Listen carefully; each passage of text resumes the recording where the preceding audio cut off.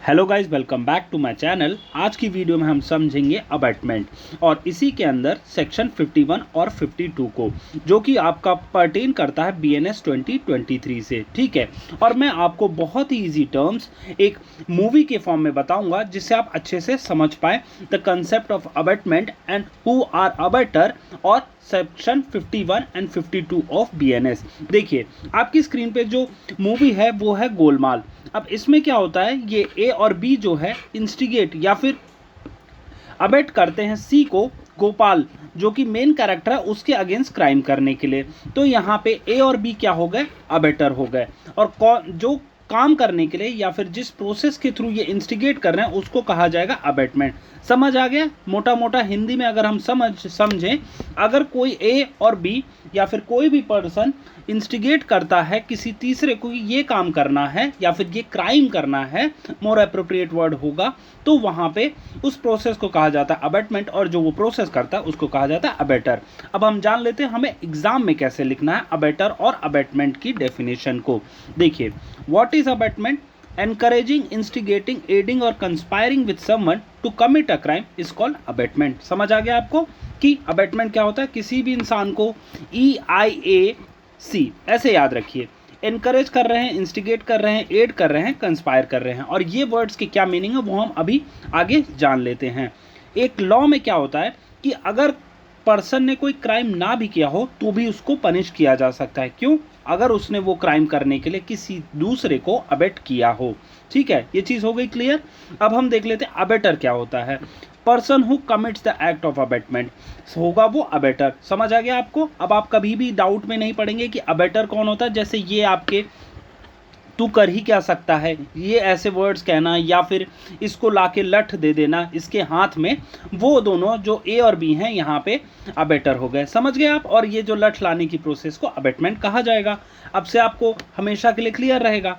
ठीक है, अब उसके बाद हम देख लेते हैं कि हमारे जो BNS में है किस सेक्शन के तहत अबेटमेंट की डेफिनेशन है। वो है आपकी सेक्शन 44 में, और वहीं सेक्शन 45 कहता है अबेटर के बारे में। ठीक है, और उसके बाद अबेटमेंट होते हैं तीन तरह से। कौन कौन से तीन तरह से होते हैं?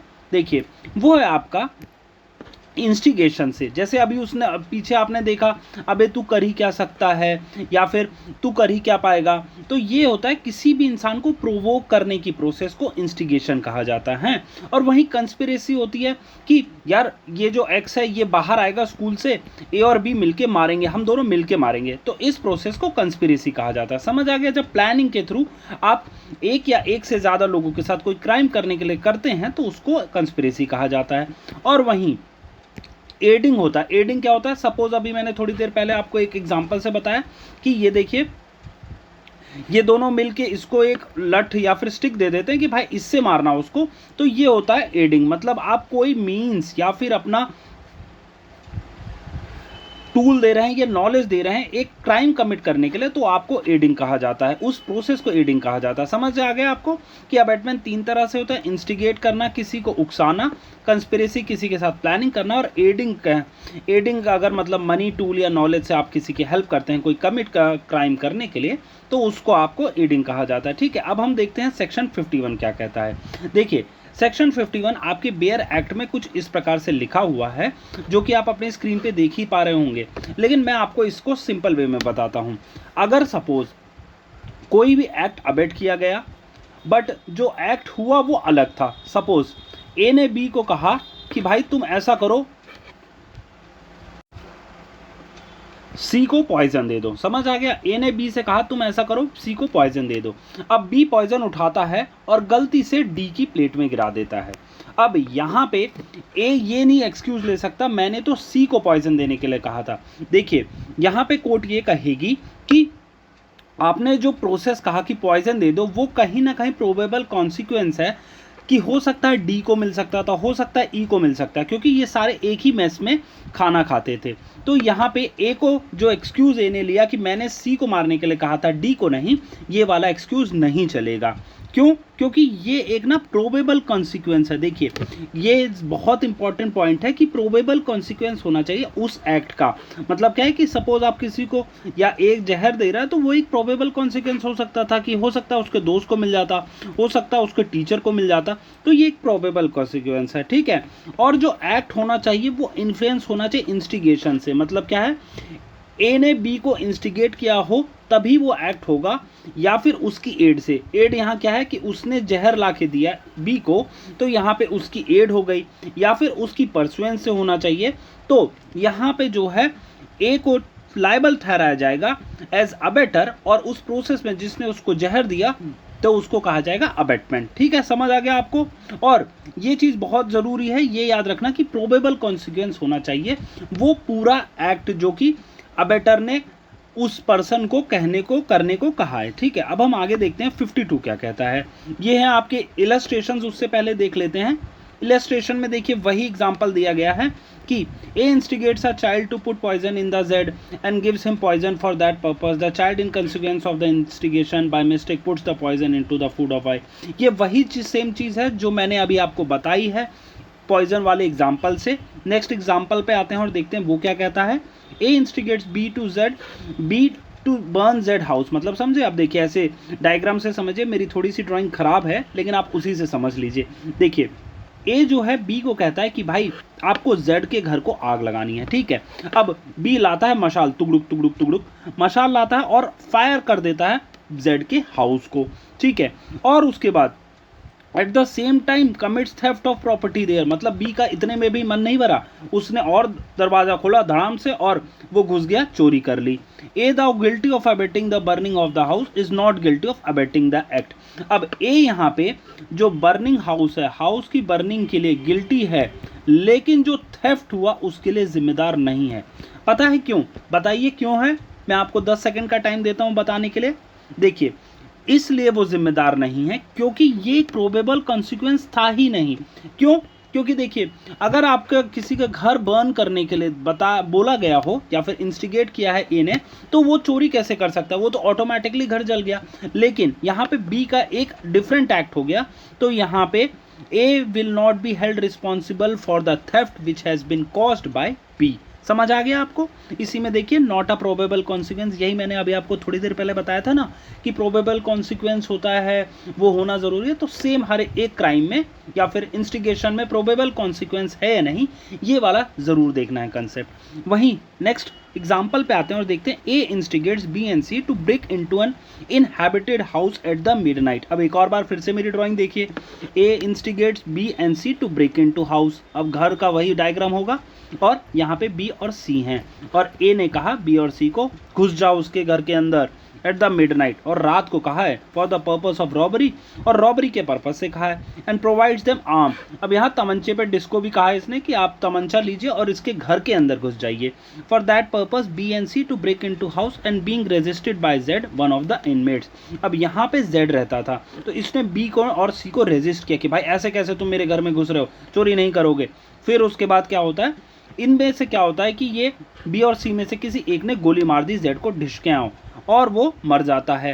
ठीक है, here if that murder was the probable consequence of the abetment A is liable to the punishment provided for murder. अब यहाँ पे ए को ना हेल्ड रिस्पॉन्सिबल किया जाएगा मर्डर के लिए भी। क्यों? क्योंकि बताइए आप लोग क्यों, बताइए कमेंट बॉक्स में बताइए कि क्यों कहा जाएगा। इसलिए कहा जाएगा कि जो गन है ना, इसने ऑटोमेटिकली प्रोवाइड कराई है बीएनसी को, और गन एक लीथल वेपन होता है जिसका चांसेस हैं कि आप जो सामने वाले को अगर उससे मारा जाएगा तो 100% उसकी डेथ हो जाएगी। तो यहाँ पे जेड की मौत का अबेटमेंट का जो चार्जेस हैं वो ए पे लगेंगे, वहीं ऊपर इसलिए नहीं लगे क्योंकि वो एक टोटली डिफरेंट एक्ट था और वो एक प्रोबेबल कंसिक्वेंस नहीं था ऑफ द एक्ट अबेटेड। समझ आ गया गाइस? देखिए कितनी आसानी से मैंने आपको समझाया ना। अब हम नेक्स्ट पे देखते हैं, और नेक्स्ट क्या कहता है आपका 52 section. If the act for which the abettor is liable under section 51 is committed in addition to the, ये तो आप खुद से समझ जाएंगे, मतलब पढ़ लेंगे। ये है abettor when liable to cumulative punishment for act abetted and for the act done. अब देखिए ये सेक्शन कहता है कि दो एक्ट्स हुए हैं। कौन से? एक एक्ट अबेटेड हुआ है जो कि ए ने, हमेशा हम ए का एग्जांपल लेंगे, जो कि ए ने अबेट किया, ठीक है, और उसके अलावा दूसरा भी डिस्टिंक्ट ऑफेंस भी हो गया। यहाँ पे अबेटर को रिस्पॉन्सिबल किया जाएगा। अबेटर को कब रिस्पॉन्सिबल किया जाएगा, ये अभी इसको एक एग्जाम्पल से और या फिर इसके एग्जाम्पल से और क्लियर होगा। ये देखिए यहाँ पे क्या हुआ है, A instigates B to resist by force a distress made by a public servant. मतलब क्या है, ए जो है बी को रेजिस्ट करता है पब्लिक सर्वेंट के अगेंस्ट रेजिस्ट करने के लिए, ठीक है। B in consequence resist that distress, in offering the resistance B voluntarily causes grievous hurt. मतलब क्या है, बी ने जो है उसको ग्रीवियस हर्ट से बहुत ज़्यादा जो बहुत ज़्यादा उसको जख्मी कर दिया, ठीक है। Executing the distress as B has committed both the offence. अब कौन कौन सा ऑफेंस देखिए यहाँ पे किया, एक तो ग्रीवियस हर्ट कर दिया और उसके बाद पब्लिक सर्वेंट की ड्यूटी ना करने का, दो क्राइम हो गए ना, 1+1, ठीक है। फिर उसके बाद as B has committed both the offence of resisting the distress and the offence of voluntarily causing grievous hurt, B is liable to punishment. तो बी तो ऑब्वियसली होगा क्योंकि उसने दो एक्ट्स किए हैं, बट क्या यहाँ पे ए जो दोनों के लिए रिस्पॉन्सिबल होगा, वही सेम चीज़ की गई है। अभी मैंने आपको थोड़ी देर पहले बताया ना कि इंस्टिगेशन, इसने ए ने इंस्टिगेट किया कि भाई उसको रेजिस्ट करो, लेकिन इसने इसके चार्जेस इसको जो है ए पे ये भी लगेंगे कि ग्रीवियस हर्ट के भी लगेंगे। क्यों? क्योंकि ए को ये भी पता था कि बी जो है वॉलंटरली हो सकता है ग्रीवियस हर्ट कर दे। ये बहुत ज़रूरी इंपॉर्टेंट चीज़ है कि ए को जो पता होना चाहिए कि बी उसका हो सकता है नुकसान भी पहुंचा दे। अगर ए को नहीं पता कि वो नुकसान नहीं पहुंचा सकता, तो यहाँ पे जो डिफरेंट एक्ट हुआ है ना, डिफरेंट ऑफेंस हुआ है अपार्ट फ्रॉम इंस्टिगेशन, उसके चार्जेस नहीं लगेंगे। एक बार वापस से आपको रिपीट कराता हूँ जिससे आपको क्लियर हो जाए। देखिए दो बंदे हैं ए और बी, ठीक है, गवर्नमेंट सर्वेंट है, समझ आ गया। ए बी को इंस्टिगेट करता, भाई उसको ऐसे कैसे अपना काम करने देगा तू, रेजिस्ट कर उससे। तो क्या होता है, और उसको ए को कहीं ना कहीं ये भी पता होता है कि यार ये ना हो सकता है इसको हर्ट भी पहुंचा दे, लेकिन बी क्या करता है, रेजिस्ट करता है और फिर उसको ग्रीवियस हर्ट भी पहुंचा देता है। अब ए पे बी पे क्या क्या चार्जेस हो गए, 1+1 के, ग्रीवियस हर्ट का हो गया और रेजिस्टेंस का हो गया कि अपने पब्लिक सर्वेंट को उसका काम करने के लिए एक ऑब्स्ट्रक्शन क्रिएट कर रहा है। तो बी पे तो दोनों चार्जेस लग गए, तो क्या ए पे भी लगेंगे? हाँ, ए पे तब चार्जेस लगेंगे जब उसको पता था कि हो सकता है बी जो है ग्रीवियस हर्ट पहुंचा सकता है, ठीक है। ये बहुत ज़रूरी है, ये वाली इंफॉर्मेशन अगर होगी ए के पास, या फिर A if A knew that B was likely voluntarily to cause grievous hurt in resisting the distress, A will also be liable to punishment for each of these offences. समझ आ गया आप? ये चीज़ है जो आपकी सेक्शन 52 कहती है। 51 का मैंने आपको ऑलरेडी बता ही दिया, ठीक है गाइज। अगर इसके अलावा आपका कोई भी लीगल नॉलेज या फिर कोई भी टॉपिक जो है डिफ़िकल्ट लगता है, प्लीज़ आप कमेंट बॉक्स में ज़रूर बताइए। मैं उसके रिगार्ड में ऐसे ही इन्फॉर्मेटिव कंटेंट के थ्रू आपके लिए एक वीडियो लाऊंगा जिससे आप उस टॉपिक को भी समझेंगे और हमेशा के लिए याद रखेंगे, ठीक है गाइस। अगर मेरे द्वारा दी गई जानकारी आपको पसंद आई हो तो प्लीज़ इस वीडियो को लाइक करना और चैनल को सब्सक्राइब ज़रूर कर लेना, क्योंकि ऐसे ही इन्फॉर्मेटिव कंटेंट मैं आपके लिए रेगुलर बेसिस पे लाता रहता हूँ। ये था आज का मेरी तरफ से video. Thank you for watching.